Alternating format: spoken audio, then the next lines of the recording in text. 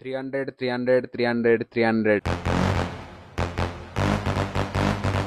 మాకు singles 2 days మాకు ఊరికే ఓపిక లేదు.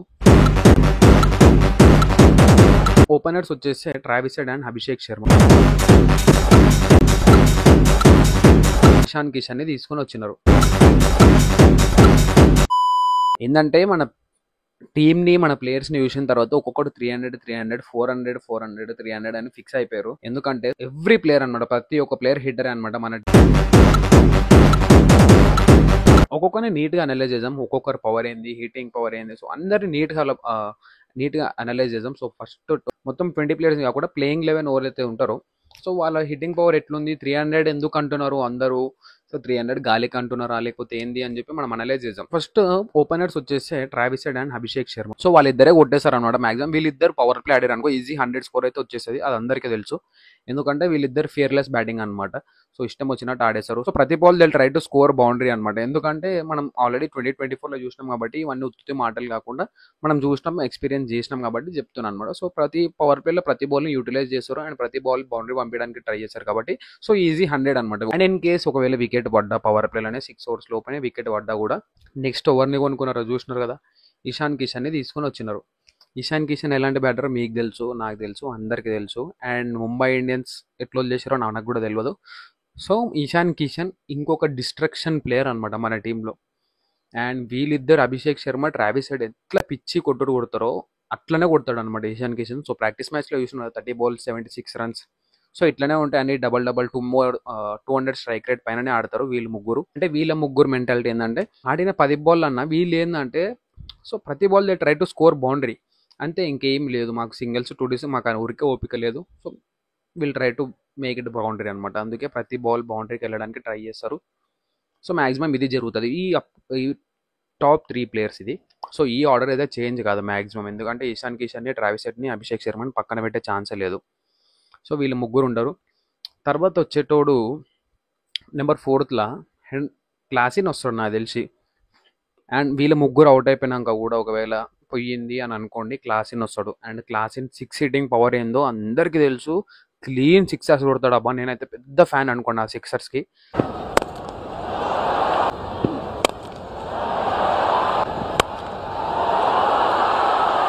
క్లాసిన్ 6 కొట్టేటప్పుడు ఆ బాల్ నేనైతే మంచిగా ఉంటుంది అనిపిస్తుంది. ఎంత నీట్గా కొడతాడు అంటే ఒకసారి చూడండి ఆ ఆర్మ్ పవర్ ఎంత ఉంటుంది. సింపుల్గా కొడతాడు. స్పిన్నర్స్ని 6 కొడతాడు కదా, అది క్రేజీ ఉంటుంది అబ్బా. అసలు స్పిన్నర్స్ని 6 కొడతాడు నీట్గా నించున్న జాగాలు. ఎంత అసలు సెక్సీ షాట్స్ అంటే అంత నీట్ క్లీన్ షాట్స్ ఉంటాయి క్లాసిన్ వి సిక్సర్స్. సో నాకైతే క్లాసిన్ వి సిక్సర్స్ అంతా చాలా అంటే చాలా ఇష్టం. స్పెషల్గా స్పిన్నర్స్ని కొట్టే 6లు. సో క్లాసిన్ స్పిన్నర్స్ని అయితే ఆడుకుంటాడు, ఫాస్ట్ బౌలర్స్ని కూడా కొడతాడు.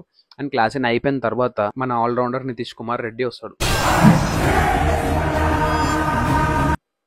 సో నితీష్ కుమార్ రెడ్డి ఏంటంటే సో సిచ్యువేషన్ తగ్గట్టు ఆడతాడు. అంటే ఇప్పుడు నీకు స్కోర్ ఎక్కువ ఉంది, వికెట్స్ ఏం పడలే అంటే రఫ్ అండ్ టఫ్ ఆడతాడు. అండ్ ఇన్ కేస్ మనం wickets back to back wickets పడుతున్నాయి అనుకోండి, సో సిచ్యువేషన్ తగ్గట్టు బిహేవ్ చేస్తాడు. సో సిచ్యువేషన్ని కంట్రోల్లో తీసుకురావడానికి ట్రై చేస్తాడు మ్యాక్సిమం. అండ్ అదనమాట నితీష్ కుమార్ రెడ్డి. అండ్ డిఫెన్స్ ఆడతాడు అని ఏం లేదు. సో అందరూ ఒక ఫ్లోలో ఉన్నారు అనుకోండి, నితీష్ కుమార్ రెడ్డి కూడా జంప్ ఇడ్స్ పెడతాడు. ఆయన కూడా అన్ని 6లు కొట్టడానికి ట్రై చేస్తాడు. ఈ సన్ రైజర్స్ హైదరాబాద్ వాళ్ళే ఇంత, వీళ్ళు ఐపీఎల్ని ఖరాబ్ చేసేసారు మొత్తం. అందరు మైండ్ సెట్ని మార్చేసారు. ప్రతి ఒక్కడు 6లు 4లు కొట్టడానికి చేసారు. ఒక్కొక్కరిని భయపెడతారు అనమాట ప్రతి ఒక్క ఆపోజిట్ టీంని. అండ్ వీళ్ళు బ్యాటింగ్ చేసేయండి, బౌలింగ్ చేసేయండి, అందరు భయపడతారు ఎట్లా బౌలింగ్ వేయాలా, ఎట్లాంటి ప్లేయర్స్ ఏంది అని చెప్పి. ఎందుకంటే ఇప్పుడు ఒకటి కాకపోతే ఒకటి ఉన్నాడు అనమాట కొట్టేటోడు. సో లాస్ట్ సీజన్లో అన్నా కొంచెం మెల్లగాడే వాళ్ళు ఉన్నారేమో మధ్యలో మిడ్ ఆర్డర్లో, కానీ సో ఈ సీజన్లో అట్లా లేదు. ఆల్రౌండర్స్ అట్లనే ఉన్నారు, బౌలర్స్ కూడా అట్లనే ఉన్నారు. అందరి దగ్గర 6 hitting పవర్ ఉంది. మీరు అది గుర్తించాలి, అది గ్రహించాలి. సో క్లాసిన్ అయిపోయింది కదా, క్లాసిన్ వచ్చింది అనుకోండి, క్లాసిన్ కూడా అంతే అయితే అయింది లేకపోతే లేదు. క్లాసిన్ తర్వాత నితీష్ కుమార్ రెడ్డి కొంచెం బిల్డ్ చేస్తాడు ఇన్నింగ్స్. అండ్ నితీష్ కుమార్ రెడ్డి అయిపోయిన తర్వాత మనకి ఇప్పుడు ఆల్రౌండర్స్ ఉన్నారు కొంతమంది. సో వాళ్ళే చెప్తున్నాను, నేను ఆర్డర్ డిసైడ్ చేస్తాను ప్లేయింగ్ 11 ఆర్డర్. సో జస్ట్ చెప్తున్నా వాళ్ళ హిట్టింగ్ పవర్. అభినవ్ మనోహర్ కూడా 6 hitting పవర్ ఉంది అండ్ చాలా ఎబిలిటీ ఉంది స్కోర్ చేయడానికి బౌండరీస్. సో డిఫెన్స్ కూడా ఆడతాడు, సిచ్యువేషన్ తగ్గట్టు డిఫెన్స్ కూడా ఆడతాడు. అండ్ ఇన్నింగ్స్ కూడా బిల్డ్ చేస్తాడు నితీష్ కుమార్ రెడ్డి, అభినవ్ మనోహర్. అండ్ అనికేత్ వర్మ మొన్న ఇన్నింగ్స్ చూసాను నేనైతే అస్సలు ఎక్స్పెక్ట్ చేయలేదు అనికేత్ వర్మది.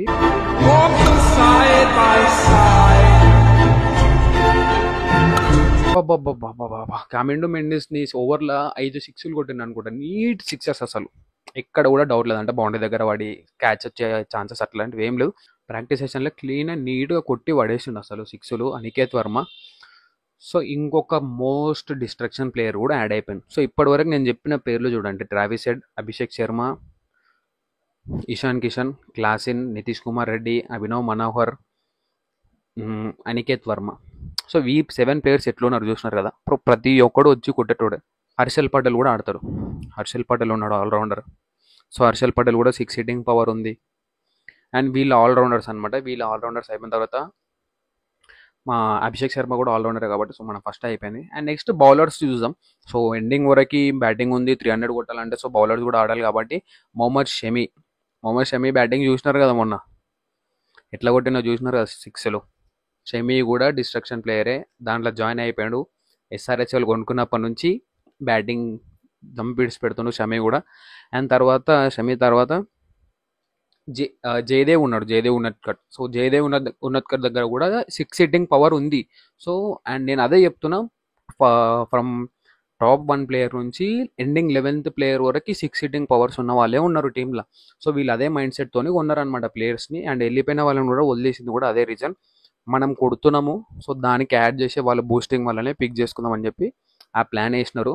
అదే ప్లాన్ ఎగ్జిక్యూట్ చేసినారు. సో సక్సెస్ఫుల్ కూడా అయింది. సో టాప్ 20 ప్లేయర్స్ మొత్తం పిచ్చోళ్ళే గట్టిగా కొట్టేటోళ్ళే. ప్రతి ఒక్కడు వచ్చి కొట్టి పోయేటోడే. చెప్తున్నా కదా. సో బౌలర్స్లో కూడా చెప్తున్నా కదా. ప్యాట్ కమిన్స్ కూడా బ్యాటింగ్ ఆడతాడు. ప్యాట్ కమిన్స్ హాఫ్ సెంచరీ ఎంత జల్ది అయిందో మీకు తెలుసు. 15 బాల్సా అప్పుడు అనుకుంటా. సో ప్యాట్ కమిన్స్ ఎంత నీట్గా ఇన్నింగ్స్ బిల్డ్ చేస్తాడు అంటే అంత నీట్గా బిల్డ్ చేస్తాడు. సో టీంకి కావాలంటే రన్స్ ఇస్తాడు. సో టీంకి స్ట్రైక్ రొటేషన్ కావాలంటే ప్లేయర్కి స్ట్రైక్ రొటేషన్ ఇస్తాడు. బౌండరీస్ కావాలంటే బౌండరీస్ ఇస్తాడు. సో అది ఆయన మెంటాలిటీ వేరు అండ్ ఆలోచన వేరు. సో నీట్ అంటే నీట్ ప్లేయర్ అనమాట. సో మంచిగా ఆడతాడు. మంచిగా టీంని మంచిగా తీసుకొని పోతాడు.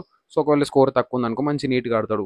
అండ్ ఒకవేళ స్కోర్ వెళ్ళిపోతుంది అనుకోండి ఈయన కూడా అదే ఫ్లోలో ఆడతాడు అనమాట. సో టాప్ బ్యాటర్ నుంచి బౌలర్స్ వరకు ప్రతి ఒక్కడు బ్యాటింగ్ ఆడేటోడే. అండ్ ఇదే అనమాట రీజన్ 300 అని ఇన్స్టాగ్రామ్లో ట్రెండ్ నడవడానికి.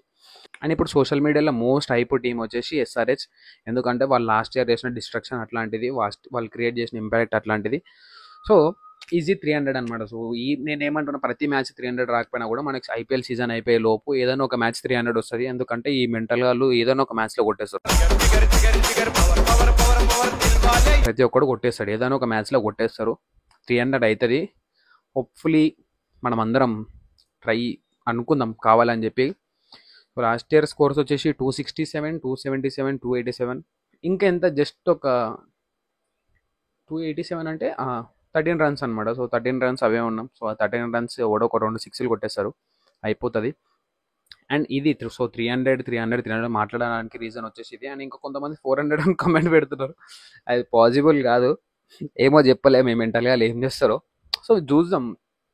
సో హోప్ఫుల్లీ మంచి స్కోర్ రావడానికి, మంచి సెట్ చేయడానికి చూద్దాం. అని అందరం అదే ఉంది కదా. సో ఇన్ని ఇయర్స్ డౌన్ఫాల్ మొత్తం కంబ్యాక్ అయిపోయింది.